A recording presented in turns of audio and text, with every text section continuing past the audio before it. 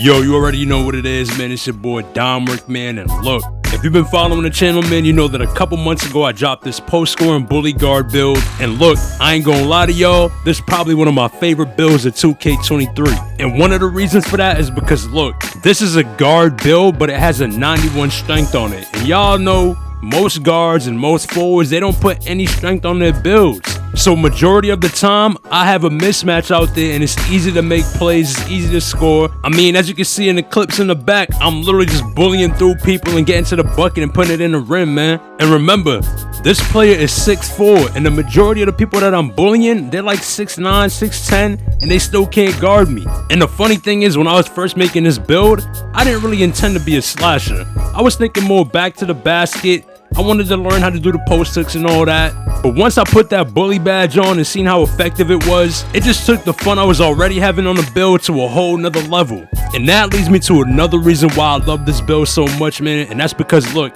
this build has so much versatility when it comes to playstyle. And y'all can see it in the clips. I'm scoring in the paint, I'm scoring on the midi, I'm scoring from the three. I can dribble, I can pass. I even got a little bit of defense on this build. So look, there's really nothing this build can't do at a high level and at a high clip besides maybe rebounding. And yeah, it's not the greatest perimeter defender, but at the same time, most players I come across ain't that nice to the point where I need to lock down to guard them.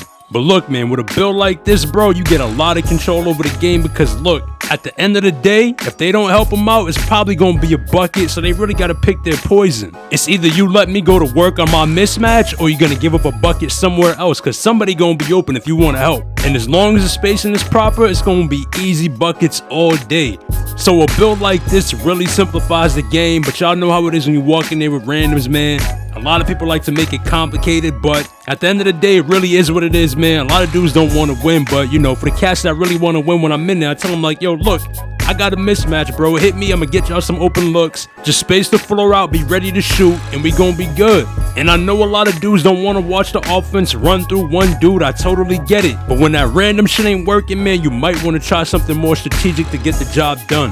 I don't know what it is, man. It seems like dudes that walk into the rec, they just turn their brain off. They don't want to think. They don't want to have no strategy. They don't want to make no reads. They just be running around and hoping that something good happens, man. And I'm telling you, if you play like that, not only are you going to have a bad experience, but you're also going to ruin everyone else's experience too. But before I get into the gameplay and everything else, if you're unfamiliar with the build, here's a quick look at it. So as you can see, it's pretty much maxed out. I just got to get my perimeter D up, my speed up, and then my speed with ball.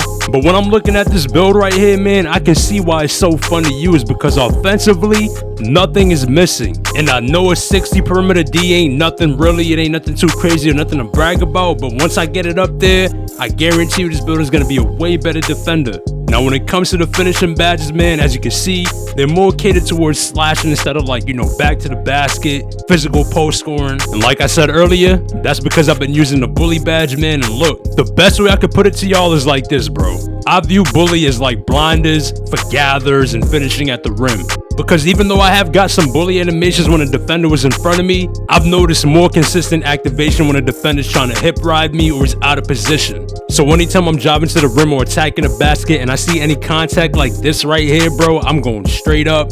And 9 times out of 10, because I got gold bully on, I'm gonna get him right up out the way. And when it comes to the shooting, man, y'all already know what it is. Basic shot creator stuff. I got my blinders, my space creator, midi magician and all that. And on the playmaking, it's pretty much, you know, the same old, besides the fact that I'm running Hall of Fame post playmaker, man. Now, you probably won't see a lot of guards running that badge, man, but this is a post player at the end of the day. And y'all know me, I play to my strengths, bro, so I operate out of the post a lot. And you know, you draw a lot of double teams and things like that, so when I'm throwing that dot, I want to know I'm giving the shooter the best chance possible to hit it. But sometime like right here, as you can see, I'm just going into my post and I'm just waiting and watching and seeing what's going on. And when I'm in that post, I have a lot of options, man. I can post spin, post fade, throw the dot. And a lot of people might think I'm a bot when I'm doing that. They might be like, yo, he's in the LT. You don't know what he's doing. But when I'm in the LT on this build, bro, I guarantee you I'm the most dangerous player on the court. Now, as y'all can see, I'm running play take on this build, man. I'm not running the post takes anymore. And that's because, look, like I said earlier, bro,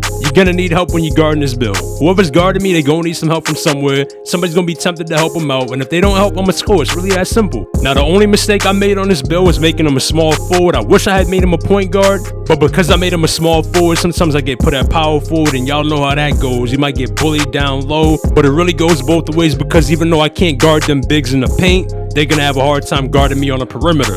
And when I'm stretching them bigs out, you already know what it is. It's gonna open up a lot of backdoor cuts or cuts to the rim. So it goes back to what I said earlier, man. The build is real versatile, so it can do it all. I can bang down low in the post, but in the event that I get put at like power forward and I got a big on me, you know, I can just bring him out on the perimeter. And y'all know bigs hate when they gotta step out the paint, because now they ain't gonna get no boards and no blocks and none of that. So right here, I see the center run across to the other side of the court, so I'm like, word, it's free game now. I just take the big man off the dribble, straight to the rim, and I get an easy dunk. Now remember, this build does have a 91 strength, so I get Hall of Fame box out beast, and look how I box the center out and I'm able to get the board. So even though technically the build can't rebound, I'm still able to get boards just off my ability to box out. So this build is sneakily well-rounded, man. It's really crazy, bro. But look, we coming towards the end of the third quarter, man. We out on the break. I'm being real patient with it. Could have hit my man on the left, but I see them drop from the right side, and that dude been knocking down the whole game, so I'm like, you know what, let me dot him real quick. But right here, it's 59-59, as you can see, man, and now look, they both worrying about me.